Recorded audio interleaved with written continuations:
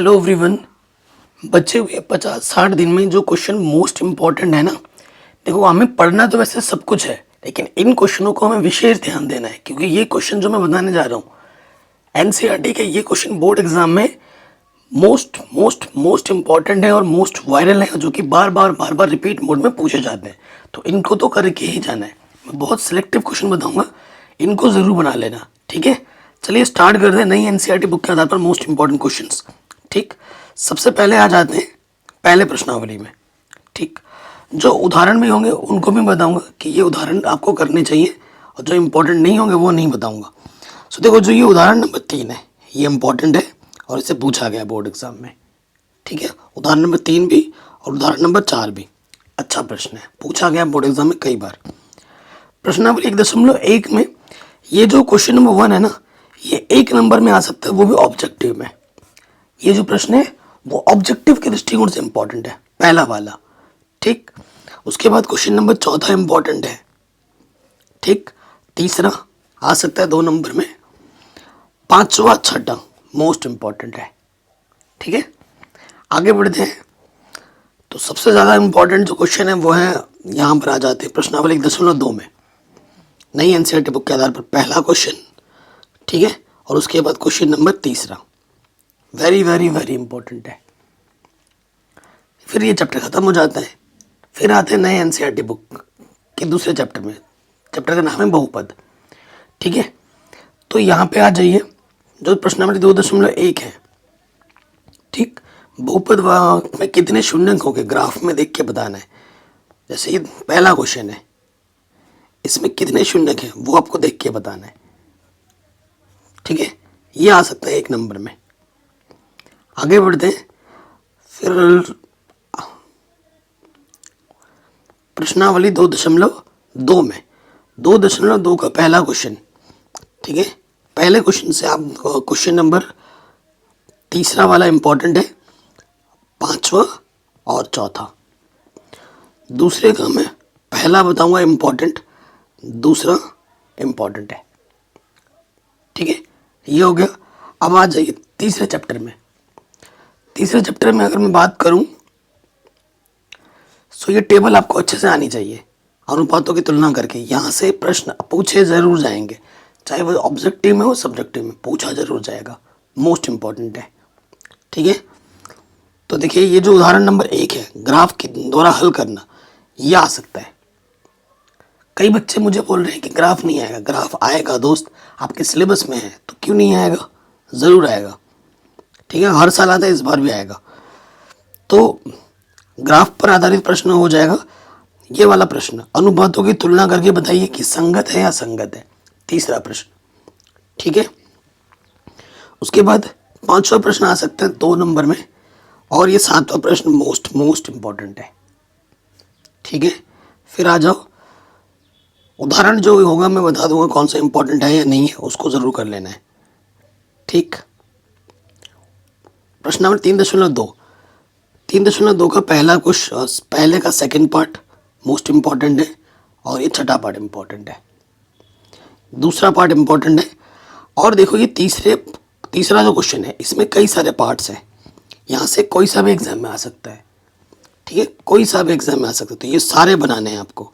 और ये सारे क्वेश्चन कभी ना कभी बोर्ड एग्जाम में 2 बार 3 बार पूछे गए हैं, और यहाँ से एक नहीं 2 क्वेश्चन ज़रूर आएगा।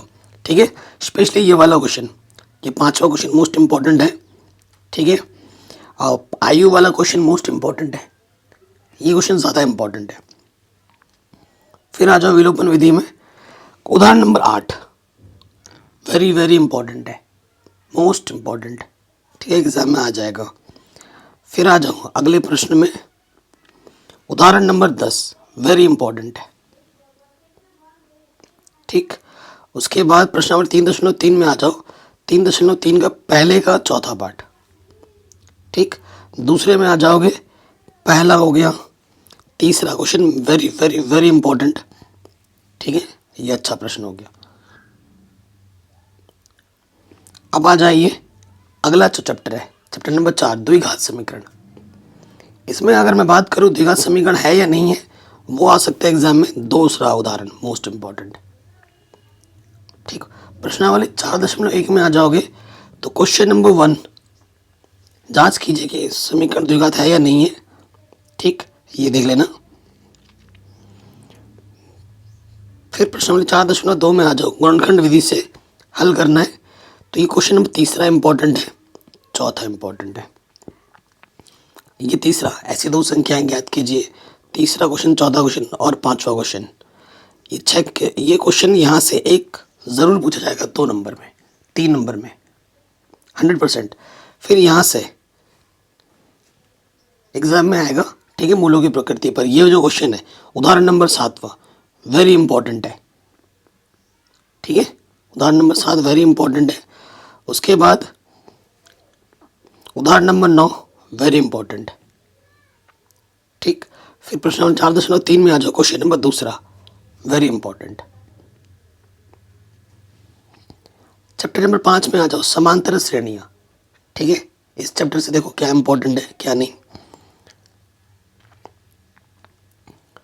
सो देखिए 5.1 में अगर मैं बताऊं तो क्वेश्चन नंबर तीसरा इंपॉर्टेंट है 1 नंबर में। ठीक है, चौथा इंपॉर्टेंट है कि एपी है या नहीं है, ये क्वेश्चन आप कर लेना। ठीक है, एपी का एनवा पद पे आधारित प्रश्नावली 5.2 पे आ जाओ सीधा। 5.2 में क्वेश्चन नंबर दूसरा, ये जो प्रश्न है ना ऑब्जेक्टिव में कई बार पूछा गया है। फिर चौथा प्रश्न इंपॉर्टेंट है, छठा प्रश्न कौन इंपॉर्टेंट है, 7वां, ठीक है, 10वां, उसके बाद 13वां, 14वां, 15वां, 16वां, 17वां मोस्ट मोस्ट मोस्ट इंपॉर्टेंट है। आगे बढ़ते हैं, एन पदों का योगफल पर आधारित प्रश्न है ना। सो यहाँ आ जाओ, यहाँ पर एक उदाहरण होगा। ठीक है, वो उदाहरण मोस्ट इंपॉर्टेंट है, कहाँ है, चलो छोड़ो। 5.3 में आ जाओ, क्वेश्चन नंबर चौथा। ठीक है, 5.3 में क्वेश्चन नंबर चौथा। फिर आ जाओ क्वेश्चन नंबर 5वां, वेरी इंपॉर्टेंट है। छठा वेरी इंपॉर्टेंट है। उसके बाद 9वां वेरी इंपॉर्टेंट। ठीक है, 10वां इंपॉर्टेंट है, 13वां इंपॉर्टेंट है। उसके बाद 16वां इंपॉर्टेंट है। ठीक, 18वां चित्र वाला प्रश्न आएगा तो बड़े नंबर में आएगा। ठीक है, और फिर ये लट्ठा वाला, चित्र वाले कर लेना, आएंगे तो यहाँ से बड़े नंबर में ही आएंगे, तो इनको बना के जाना है। छठे चैप्टर में आ जाओ, बच्चे बहुत डरते हैं और बहुत ही सारा कुछ मैंने ऑलरेडी पढ़ा रखा है, डिस्क्रिप्शन ज़रूर चेक कर लेना, त्रिभुज चैप्टर। तो यहाँ से मैं गारंटी लेता हूँ जो प्रश्न जो प्रमेय एग्जाम में आएगा वो है प्रमेय थेल्स का प्रमेय सिद्ध करने के लिए एग्जाम में ज़रूर आएगा। तो ये जो प्रमेय प्रश्नावली 6.1 है ना, पहला क्वेश्चन, ठीक है, ये ज़रूर कर लेना। और क्वेश्चन नंबर तीसरा, फिर यहाँ पर एक प्रमेय आएगा, प्रमेय 6.1, इसका प्रूफ करने के लिए आएगा एग्जाम में। प्रमेय 6.1 आएगा, 90% चांस है कि पहला आएगा, अगर पहला नहीं आया तो दूसरा आएगा। ये वाला प्रमेय 6.2 दोनों मैंने करा रखे हैं, जिसकी लिंक्स मिल जाएगी आपको डिस्क्रिप्शन पे। ठीक है, अब आ जाओ, इसमें एक उदाहरण मिलेगा आपको, उदाहरण नंबर ये तीसरा वेरी इंपॉर्टेंट है, मोस्ट मोस्ट इंपॉर्टेंट। ठीक है, ये हो गया। फिर प्रश्नावली 6.2 का क्वेश्चन नंबर 1 वेरी इंपॉर्टेंट। ठीक है, उसके बाद क्वेश्चन नंबर तीसरा very important, most most important है। फिर क्वेश्चन नंबर 6 ये इंपॉर्टेंट है, और यहाँ से ये वाला क्वेश्चन नंबर 10वां। ठीक हो गया, आगे बढ़ते हैं। प्रमेय बाकी सबको आना, बाकी तो प्रूफ नहीं आएगा, बाकी ये उदाहरण इंपॉर्टेंट है, उदाहरण नंबर 4। ठीक है, और उसके बाद उदाहरण नंबर 6 ये भी इंपॉर्टेंट है, पूछा गया बोर्ड एग्जाम में। ठीक, उदाहरण number 7 very very very important है, बड़े नंबर में आ सकता है, पिछले साल पूछा भी गया था इस उदाहरण को। ठीक है, मोस्ट इंपॉर्टेंट है। प्रश्नावली 6.3 क्वेश्चन नंबर 1 अगर यहाँ से आएगा कोई भी तो वो 1 नंबर में आएगा, समरूप है या नहीं है। ठीक है, क्वेश्चन नंबर दूसरा इंपॉर्टेंट है, उसके बाद क्वेश्चन नंबर चौथा, वेरी इंपॉर्टेंट, ठीक। उसके बाद question number 9, very important. And उसके बाद क्वेश्चन नंबर 12, वेरी इंपॉर्टेंट। 13वां मोस्ट इंपॉर्टेंट, बार बार पूछा जाता है एग्जाम में। 15वां वेरी इंपॉर्टेंट, और ये 16वां, ठीक है। ये क्वेश्चन आप जरूर बना लेना, यहाँ से देखना जितने जो बताएं उन्हीं में से ही आएगा। अगले चैप्टर में आ जाओ, निर्देशांक ज्यामिति, ठीक है। निर्देशांक ज्यामिति में अगर मैं बताऊं तो उदाहरण नंबर 1, त्रिभुज बनाते हैं या नहीं, कौन सा त्रिभुज बनाते हैं, उदाहरण नंबर 1 इम्पॉर्टेंट है। उसके बाद आ जाओ दो बिंदु के बीच की दूरी निकालने के लिए सेकंड वाला पार्ट, ठीक है, ये इम्पॉर्टेंट है। और ये भी कर लेना, संरेख है या नहीं है, ऑप्शन क्वेश्चन नंबर 3, ठीक है, ये बना लेना। किस प्रकार का चतुर्भुज बनाएंगे, 7वां क्वेश्चन वेरी इंपॉर्टेंट है, ठीक है। और 10वां क्वेश्चन वेरी इंपॉर्टेंट है। फिर दूरी, और फिर आ जाएगा विभाजन बिंदु वाला, ठीक है। विभाजन बिंदु में 7.2 में क्वेश्चन नंबर 1 इम्पॉर्टेंट है। एंड क्वेश्चन नंबर 2 भी इम्पॉर्टेंट है, ठीक है। और फिर यहाँ पे आ जाओ, क्वेश्चन नंबर 4 और 5वें में से तो एक जरूर आएगा, इसकी पूरी गारंटी है, आएगा ही आएगा, ठीक है। देखो बाकी ये जो क्वेश्चन है ना बहुत ज़्यादा इंपॉर्टेंट है, यहाँ से क्वेश्चन ज़रूर मिलेगा आपको एग्जाम में, ठीक है। ये सारे प्रश्न 4था 5वां तो करके ही जाना है, आएगा ही आएगा, दोनों में से फुल गारंटी है, 4 और 5वें में से एक ज़रूर आएगा, ठीक है। तो बाकी 7वां इम्पॉर्टेंट है, ठीक है। आगे बढ़ते हैं, अगले चैप्टर में आ जाओ, त्रिकोणमिति का परिचय। सो त्रिकोणमिति के परिचय में दोस्तों क्वेश्चन आ जाएगा, जो उदाहरण होगा वो मैं बता देता हूँ कि ये करना ही करना है,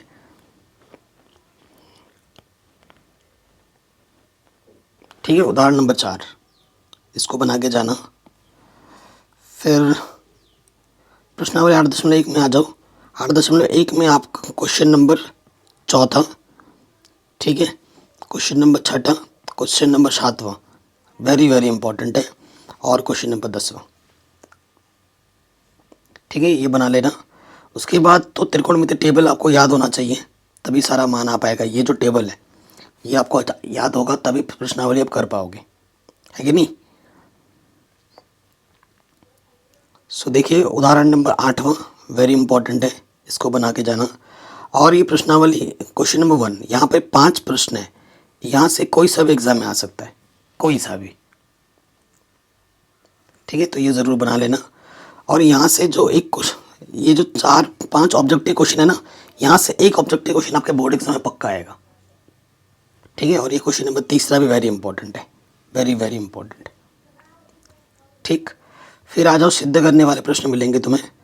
सिद्ध करने वाले में देखो ये उदाहरण नंबर 12 बना के जाना, उदाहरण नंबर 12 हो गया। एंड यहाँ से जो 4 ऑब्जेक्टिव प्रश्न आ सकते हैं, यहाँ से ऑब्जेक्टिव में आ सकता है, तो इसको देख लेना। प्रूफ करने वाले में पहला इंपॉर्टेंट है, दूसरा वेरी इंपॉर्टेंट है प्रूफ करने में, जो कि एग्ज़ाम में बार आते हैं। अब 6ठा इंपॉर्टेंट है, ठीक है, 8वां इंपॉर्टेंट है, जो कि एग्ज़ाम में बार पूछे जाते हैं। फिर आ जाओ चैप्टर नंबर 9 में, त्रिकोणमिति के कुछ अनुप्रयोग, ऊंचाई एवं दूरियां, अवनमन कोण, उन्नयन कोण, ये सब आपको आना चाहिए। ये वाला मिस्त्री वाला जो बिजली का तार के खंभे वाला, उदाहरण नंबर 2, ये वेरी इंपॉर्टेंट है, इसको बना के जाना। एंड प्रश्नावली 9.2 का क्वेश्चन नंबर 2, आंधी आने से तार टूट जाता है, मोस्ट इम्पॉर्टेंट है। उसके बाद क्वेश्चन नंबर 6 वेरी इंपॉर्टेंट है, 8वां इंपॉर्टेंट है, ठीक है, 10वां वेरी इंपॉर्टेंट है, बार एग्जाम में आ जाते हैं। उसके बाद ये 14वां क्वेश्चन मोस्ट इम्पॉर्टेंट है, और ये 15वां क्वेश्चन वेरी इंपॉर्टेंट है, 15वां, ठीक है, ये क्वेश्चन हो गया। 10वें चैप्टर में आ जाओ। 10वें चैप्टर में वृत्त की स्पर्श रेखा, छेदक रेखा है ना, इन प्रमेय 10.1 और 2 के बिना तो क्वेश्चन हल होगा नहीं, इनके प्रूफ आ सकते हैं एग्जाम में। क्वेश्चन नंबर 3 वेरी इंपॉर्टेंट है, और यहाँ पर ये एक वृत्त की कितनी स्पर्श रेखाएं होती हैं और ये रिक्त स्थानों को भरना, ये सारे सारे आपको आने चाहिए, ऑब्जेक्टिव में आ सकता है। ठीक है, उसके बाद यहाँ से आ जाओ उदाहरण number 2, very very very very important. ठीक है, उसके बाद प्रश्नावली पे आ जाओ। प्रश्नावली का क्वेश्चन नंबर 2 वेरी इंपॉर्टेंट है। ठीक है, 3 वेरी इंपॉर्टेंट है, 4 वेरी इंपॉर्टेंट है। ठीक, एंड उसके बाद 6 इंपॉर्टेंट है, 7वां इंपॉर्टेंट है, 8वां तो हर साल आता है, गारंटी है हर साल आने की। 8वां हो गया और ये 9वां, इन दोनों में से एक ज़रूर आएगा, ये मेरी गारंटी है। ठीक है, एक ज़रूर आएगा। उसके बाद क्वेश्चन नंबर 13वां ईजी और इम्पोर्टेंट है, और ये 10वां, इनको ज़रूर बना के जाना है, ये क्वेश्चन बार बार एग्जाम में पूछे जाते हैं। नेक्स्ट चैप्टर है वृत्तों से संबंधित क्षेत्रफल। तो सूत्र आपको पता होना चाहिए, सूत्र पता होगा तो अब सब कुछ आप आराम से निकाल देंगे। ठीक है, उदाहरण नंबर 2 वेरी इंपॉर्टेंट। ठीक, अभ्यास में आ जाओ। 11.1 में पहला क्वेश्चन वेरी इंपॉर्टेंट, दूसरा तीसरा, यहाँ से कोई सा भी क्वेश्चन आएगा स्टार्टिंग के वो 1 नंबर या 2 नंबर में आएगा। ठीक है, ध्यान से। और उसके बाद चौथा प्रश्न इंपॉर्टेंट हो गया, और ये चित्र वाला प्रश्न 7वां इंपॉर्टेंट हो गया, 9वां प्रश्न वृत्ताकार ब्रूच वाला। ठीक है, एंड बस ये, और ये 13वां क्वेश्चन बड़े नंबर में आ सकता है 4 नंबर में, और 14वां क्वेश्चन 1 नंबर में आ सकता है ऑब्जेक्टिव में। हो गया ये चैप्टर भी आपका आराम से। अगले चैप्टर में आ जाओ, पृष्ठीय क्षेत्रफल और आयतन। तो इसमें बस सूत्र को अच्छे से बताओ। ठीक है, बाकी तो कैलकुलेशन ही होती है सिंपल। तो देखिए, सबसे पहले आ जाइए क्वेश्चन नंबर 1, 2, 3, 3 में से एक ज़रूर आएगा, इसकी गारंटी मैं लेता हूँ। स्टार्टिंग के जो 3 प्रश्न है, यहाँ से एक प्रश्न ज़रूर आएगा, मेरी गारंटी है। ठीक है, 100% गारंटी है, आएगा ही आएगा। ठीक है, और यही 3 ही बताऊँगा। उसके बाद आगे बढ़ते हैं प्रश्नावली। अगली प्रश्नावली 12.2 में, 12.2 में ये जामुन वाला मोस्ट इम्पॉर्टेंट है, यहाँ से सब बड़े नंबर में ही आता है, ये वाला इम्पॉर्टेंट है। ठीक है, 6ठा क्वेश्चन इम्पॉर्टेंट है, ये शीशे की गोली वाले भी इम्पॉर्टेंट है। तो यहाँ से कोई सा भी एग्ज़ाम में आ सकता है। ठीक है, यहाँ से कोई सा भी क्वेश्चन एग्ज़ाम में आ सकता है, ये बड़े नंबर में आएगा। लेकिन यहाँ से जो, ठीक है, 6 क्वेश्चन यहाँ पे जो बचे हुए हैं, यहाँ से 6 के 6 इंपॉर्टेंट है, इनको ज़रूर बना के जाना। अब आते हैं सांख्यिकी चैप्टर में। माध्य, माध्यिका, बहुलक, 3 चीज़ें होती हैं, तीनों में से 2 चीज़ें एक एग्जाम में ज़रूर आएगा। ठीक है, सबसे पहले ये जो उदाहरण नंबर 1 है वेरी इंपॉर्टेंट है। उदाहरण भी सारे मैंने सॉल्व करा दिए हैं, आज डिस्क्रिप्शन में लिंक मिल जाएगी। उदाहरण नंबर 1 इंपॉर्टेंट हो गया। उसके बाद सीधे सीधे प्रश्नावली पे आ जाओ। जिस विधि से बोलेगा आपको उसी विधि से ही माध्य, माध्यिका वगैरह सब निकालना है। माध्य निकालने की 3 विधि है ना, तो माध्य निकालने की जिस विधि को बोलेगा उसी विधि से ही करना है। पहला इंपॉर्टेंट है, तीसरा इंपॉर्टेंट है। ठीक है, ये 2 क्वेश्चन हो गए। उसके बाद बहुलक के लिए आपका उदाहरण नंबर 14 बना लेना। एक क्वेश्चन बहुलक के लिए इंपॉर्टेंट है, और उदाहरण नंबर 5वां बहुलक के लिए। ठीक है, मैंने करा दी है, मिल जाएगी लिंक्स आपको डिस्क्रिप्शन में। 13.2 में आ जाओ। 13.2 में कौन सा क्वेश्चन बोलूँ? 13.2 में कोई नहीं है। 13.3 में आ जाओ। अब 13.3 में जाने से पहले उदाहरण कुछ करके जाना है मैं, उदाहरण। ठीक है, यहाँ पर एक उदाहरण होगा कम करके। हाँ, उदाहरण नंबर 7 वेरी वेरी इंपॉर्टेंट माध्यिका के लिए। ये उदाहरण वेरी इंपॉर्टेंट है, इसको ज़रूर बना लेना। उदाहरण number 8 very very important, board exam में पूछा जाता है। ठीक है, और उसके बाद प्रश्नावली पे आ जाओ। माध्य, माध्यिका, बहुलक में एक संबंध है। क्या होता है कि 3 माध्यक जो होता है बहुलक प्लस 2 माध्य के बराबर होता है। ये एग्जाम में आ जाता है सिद्ध करने के लिए, प्रूफ करने के लिए, या फिर इस पर अंकित प्रश्न ज़रूर बना लेना। 13.3 का क्वेश्चन नंबर 1 ज़रूर बना लेना। ठीक है, और उसके बाद ये दूसरा, उसके बाद और एक क्वेश्चन है, ये 20 से कम, और ये वाला 14 क्वेश्चन वेरी इंपॉर्टेंट है। ठीक, अगले लास्ट चैप्टर आपका आ जाता है प्रायिकता। प्रायिकता की बेसिक चीज़ें आपको आनी चाहिए। लूडो है, ताश के पत्ते हैं और कॉइन है। 3 में से 2 टॉपिक पे प्रश्न ज़रूर पूछा जाएगा, 100% गारंटी। ठीक है। सो मोस्ट इंपॉर्टेंट क्वेश्चंस की बात करें, प्रश्नावली पे आते हैं। सो देखो ये 14 सुन लो, एक प्रश्नावली का ये जो क्वेश्चन नंबर 1 है, इसका जो ये जितने भी पार्ट है खाली स्थान वाले, ये आप अच्छे से बना लेना। यहाँ से एक या 2 ज़रूर आएंगे एग्ज़ाम में। ठीक है। उसके बाद क्वेश्चन नंबर 4 इम्पॉर्टेंट है, 5वां इम्पॉर्टेंट है बहुत ही ज़्यादा। उसके बाद 8वां इम्पॉर्टेंट है, जो एग्ज़ाम में पूछे जाते हैं वही बता रहा हूँ।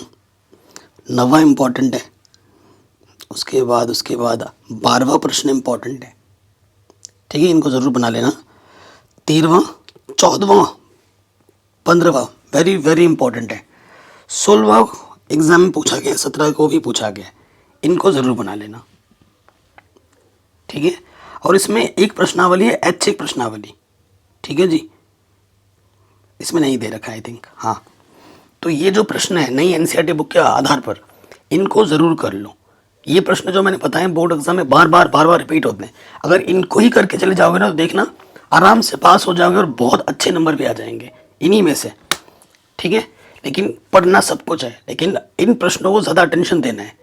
जो कमज़ोर विद्यार्थी हैं, जिनको मैथ से बहुत डर लगते हैं, इन प्रश्नों को भाई रट दो एकदम। मैं कहूँगा यहाँ से बहुत क्वेश्चन फंस जाएंगे आपके बोर्ड एग्जाम में। वीडियो को हर जगह शेयर करें, डिस्क्रिप्शन ज़रूर चेक कर लेना दोस्त, प्लीज़ प्लीज़। ऐसे मैंने विज्ञान पूरा पढ़ा दिया, मैथ पूरा पढ़ा दिया, chapter wise important question, chapter wise subjective question, model paper, sample paper, विगत वर्षों के प्रश्न पत्र, सब कुछ पढ़ा रखा है।